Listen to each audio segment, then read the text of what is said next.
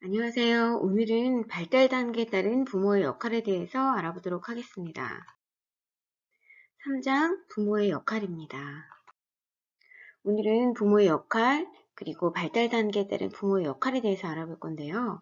학습 목표입니다.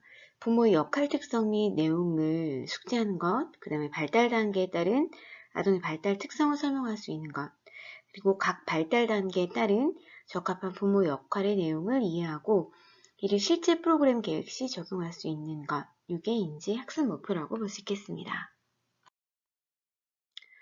첫 번째 부모됨입니다. 과거에는 누구나가 자연스럽게 경험되는 통과 의례였어요. 결혼하는 게 당연한 거였고, 그래서 자녀가 생기면 그것은 너무나 자연스럽고 누구나가 경험하게 되는 일종의 어떤 모두가 누리는 어떤 통과 의례라고 볼 수 있었죠. 그러나 현재는 어때요? 결혼도 선택이고 출산도 선택입니다. 그죠? 출산율이 보면 0.5, 0.6 이렇게 되니까 두 집 걸로 한 집이 아기를 낳는 거로 보여져요. 그 정도로 출산도 그렇고 결혼도 그렇고 굉장히 선택에 지금 기로에 놓여 있다라고 봐도 과언이 아니죠. 그래서 예전과 현재는 굉장히 다르다. 그래서 부모됨도 굉장히 다를 수밖에 없습니다. 두 번째, 부모 역할의 특성에 대해 알아보겠습니다. 현대의 부모는 굉장히 어려움이 사실은 많아요. 그래서 부모 역할을 명확하게 정의하기가 굉장히 어렵다라고 볼 수 있습니다. 부모의 역할은 쉽게 그만두거나 다시 할 수 없죠. 그렇죠? 그리고 자녀 양육의 책임은 부모에게 있습니다. 또 부모들이 따를 자녀 양육의 모델이 부재하고 있어요. 핵가족화가 되다 보니 사실은 누가 저렇게 예쁘게 아이를 키운다라고 하는 어떤 모델들이 사실은 되게 부족해요. 우리가 보는 유튜브나 아니면 방송에 나오는 가족의 모습이 다인 거예요. 그렇지만 좋은 모습 또 나쁜 모습 다 골고루 보여줘야 하는데 때로는 너무 좋은 모습만 때로는 너무 나쁜 모습만 보였기 때문에 자녀 양육의 어떤 그 모델로는 좀 적합하지 않죠. 어려움이 사실은 있는 겁니다. 그리고 또 하나의 문제는 일단 결혼을 했어요. 결혼을 하고 얼마 지나지 않아서 바로 임신을 하기 때문에 부모로의 전환기가 짧아요. 그래서 준비가 미흡할 수 있어요. 그래서 조금 부모로서 아기를 키울 때 어려움이 많이 따르게 되는 거죠. 그래서 이제 사실은 결혼을 하고 뭐 몇 개월 안 돼서 뭐 6개월, 뭐 13개월, 24개월 요 사이 이혼하는 가정도 굉장히 많아요.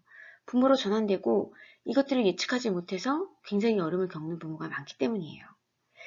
또 자녀의 개성 및 발달 단계에 따른 부모 역할을 변화해야 된다라고 하는 거. 그렇죠. 아이도 크는 만큼 자녀의 개성에 따라서 부모도 아이가 크는 만큼 변화해야 한다는 거죠. 부모도 같이 성장해야 되고 부모의 역할도 변화해야 된다라고 하는 거예요. 그래서 이제 부모가 이런 여러 가지 변화를 잘 대처하기 위해서는 부모가 협력해서 자녀를 양육해야 하죠. 굉장히 어렵기 때문에 부부가 함께 의논하고 협력하고 그래야 자녀를 훨씬 더 잘 양육할 수 있습니다. 그래서 이제 이런 역할들을 부모가 해야 되는 거죠. 부모의 역할 내용, 어머니 역할입니다. 여기 위에 보시면 마더쇼크 1이라는 거 보이시죠? 이 동영상을 한번 보시면 엄마와 아이 간에 굉장히 밀접하게 영향을 많이 주는 이야기가 나와 있어요. 왜냐면 굉장히 밀접하게 접해져 있기 때문에 엄마의 영향을 아이는 가장 많이 받게 됩니다. 여기서도 보시면 알겠지만 출생 후에 최초로 접하는, 그쵸? 최초로 접촉하는 어머니에게서 모성애, 신뢰감, 안정감을 느끼는데요. 이런 긍정적인 어쨌든 이런 것들을 잘 받게 되면 아이는 자녀 인성 발달에 굉장히 긍정적인 역할을 주죠. 자, 그런데 그렇지 않은 경우는 굉장히 아이가 힘들어져요. 이 마더쇼크의 사례를 보시면 이 엄마는 예전의 엄마한테, 그러니까 본인의 엄마한테 굉장히 안 좋은, 그쵸? 양육 당시에 굉장히 어머니에게 험한 말들을 많이 듣고 자란 케이스예요. 자, 그러면 이런 영향들이 밑으로 내려가지 않아요. 자기 자녀한테 가지 않아야 되는데 고스란히 전해진다는 거예요. 그래서 굉장히 이 최초로 접하는 부모의 이 엄청난 영향력이 자녀에게 끼칠 수 있다라고 하는 것, 그래서 더 엄마의 역할이 중요하다라고 하는 걸 이 동영상을 통해서 보실 수가 있을 것 같습니다. 바이그너는 어머니의 역할을 5가지로 이야기하고 있어요. 자녀의 자신감과 자율성을 훈련하는 역할을 한다. 그쵸? 그리고 자녀의 정서적 욕구를 충족시킨다. 또 자녀에게 좋은 양육 환경을 제공해 줌으로써 개인의 발달적 욕구를 충족시킨다. 올바른 정서적, 사회적, 지적 발달을 도모한다. 자녀의 개성을 파악하고 이를 수용하여 발전시켜 줄 수 있다. 이게 이제 어머니 역할이라고 볼 수 있겠습니다. 그죠?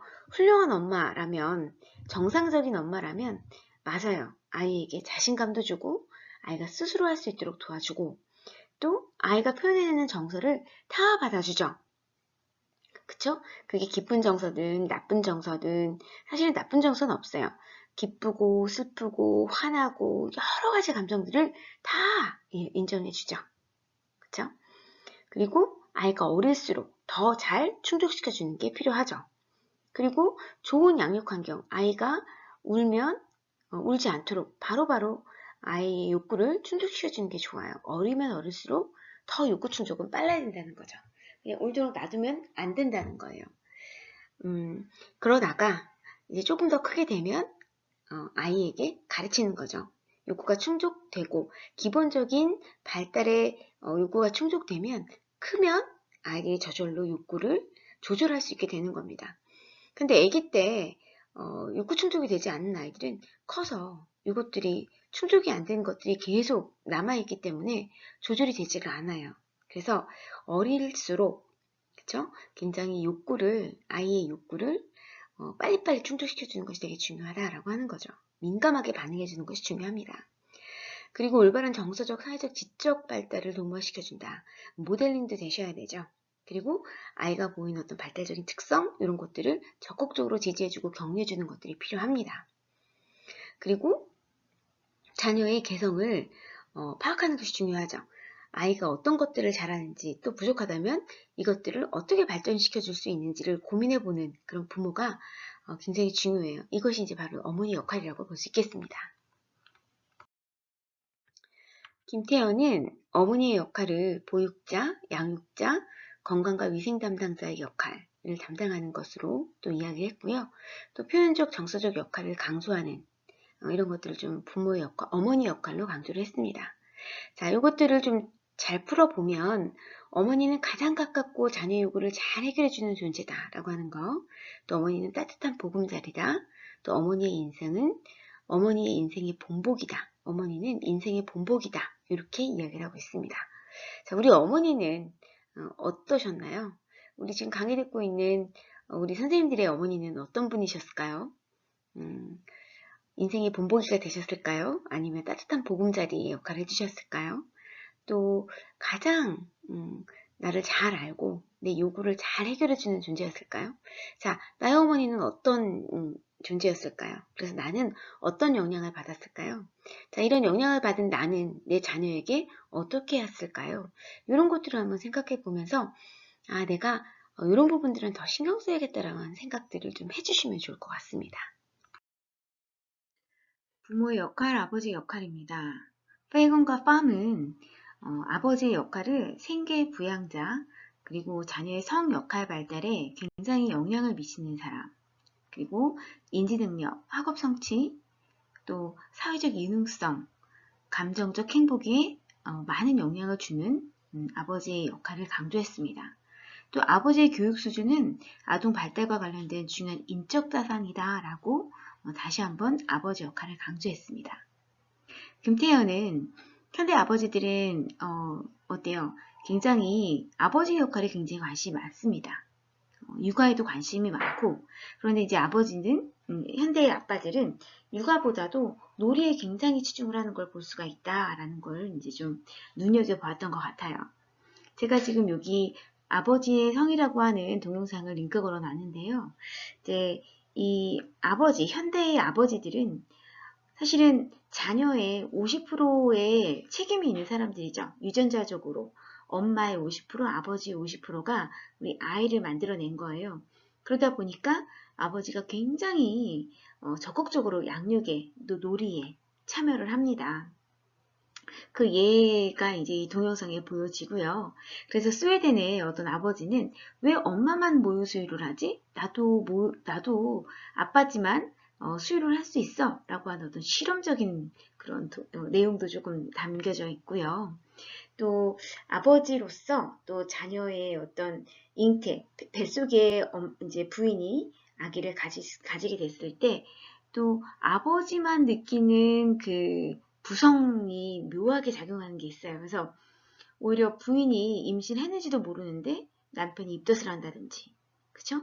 같이 맛있는 걸 막 먹어 살이 찐다든지, 소화불량이 된다든지, 아이와 소통하려고 하고 또 뭔가 이렇게 연결되려고 하는 아버지의 어떤 증후군이 나타나기 시작했어요. 이게 쿠바드 증후군인데요.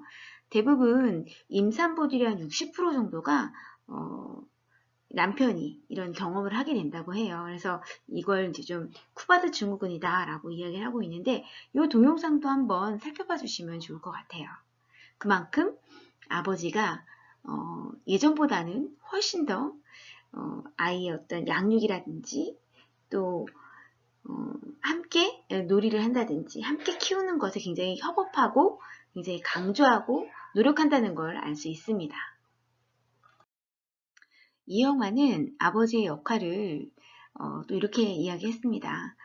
초중고등학교 학생 624명을 대상으로 설문조사를 했는데 적극적이고 양육적이고 보호적인 아버지를 요구했어요.